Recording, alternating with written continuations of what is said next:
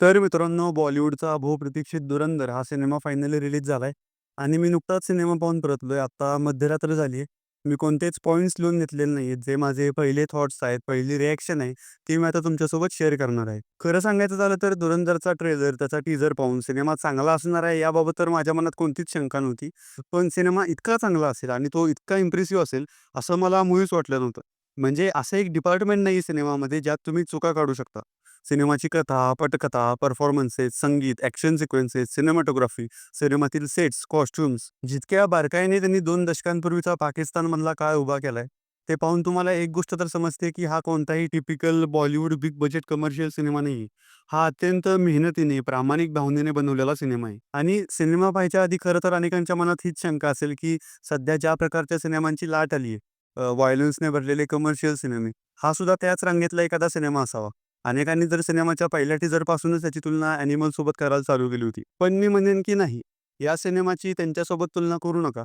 सर्वात महत्त्वाची गोष्ट तर हीच आहे, की हा एक मसाला सिनेमा नाही. हा एक खूप सिन्सिअरली बनवलेला पॉलिटिकल थ्रिलर आहे. यात तुम्हाला हिरोची 5-5 मिनिटाला स्लो मोशन एंट्री दिसत नाही, डायलॉगबाजी दिसत नाही.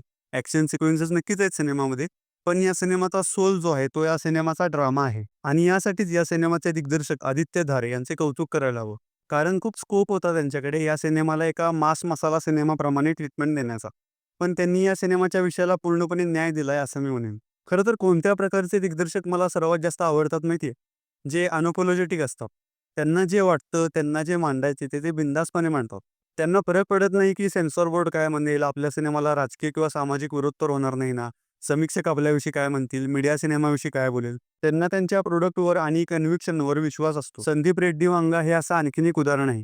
आणि अर्थात एका दिग्दर्शकाचं असं असणं हे त्याच्यासाठीच खूप घातक असतं, खूप धाडसाचं असतं. पण आजच्या काळात असे धाडस दाखवणारे दिग्दर्शकच संपत चाललेत असं मला वाटतं. सिनेमामध्ये व्हायोलन्स खूप जास्त असला तरी ती हिंसा आजकालच्या सिनेमांप्रमाणे फक्त शॉक व्हॅल्यूसाठी किंवा फक्त दाखवायची म्हणून दाखवलेली नाही.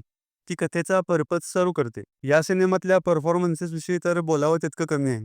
संजय दत्ताचं कॅरेक्टर खूप इंटरेस्टिंग आहे, एंटरटेनिंग आहे. खूप कमी वेळात त्याला चांगल्या प्रकारे एस्टॅब्लिश केले. आर. माधवन तर अनेकांना ओळखूनही येणार नाही. अर्जुन रामपालचा रोल तसा खूप लहान आहे सिनेमात.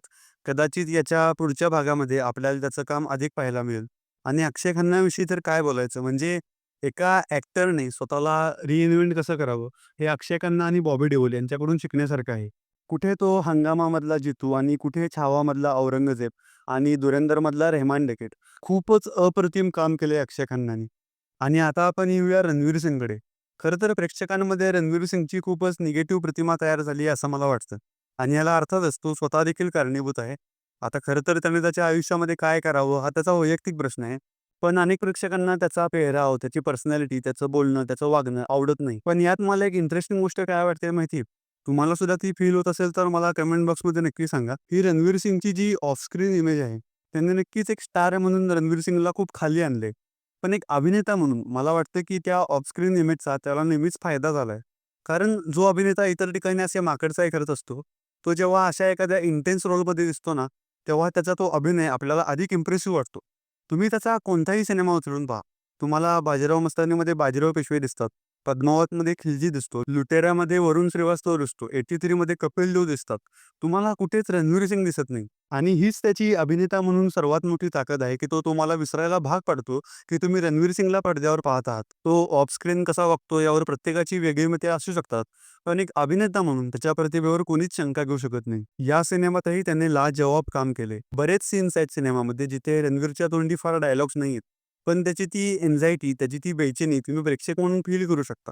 जेव्हा ॲक्शन सीन्सच्या वेळी तो एखाद्याला पंच करतोय, तेव्हा त्या पंचमधली इंटेन्सिटी, ती एनर्जी तुम्हाला स्पष्टपणे दिसून येते. आणि याच्याच उलट एक खूप लहान मोमेंट आहे सिनेमामध्ये, जेव्हा रणवीर सिंग घरी परत येतो आणि फक्त एवढंच म्हणतो, की "मला भूक लागली."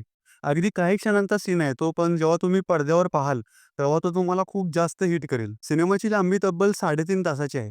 पण कुठेच सिनेमा लांबवलेला वाटत नाही. तुम्ही सिनेमासोबत शेवटपर्यंत एंगेज राहता. अनेकांना सिनेमामधली लव्ह स्टोरी फारशी आवडली नाही.